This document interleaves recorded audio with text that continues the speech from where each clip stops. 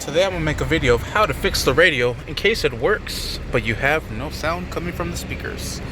Alright, so this 2013 Acura TL has two fuse box locations inside the cabin.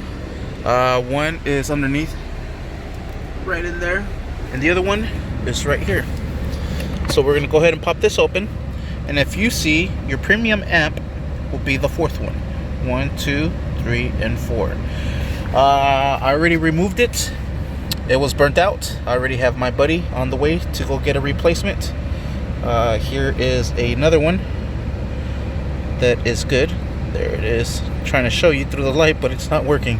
And what I did was remove this one from the heated seat, which is also a 20 amp.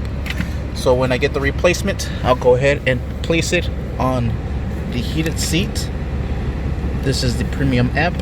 I removed the one from the heated seat. We're gonna place it in here. And whoa, almost dropped it. That would have been good. That would have not been good. Sorry, it's one of the tiny little baby fuses. You let the squad hang. There it is.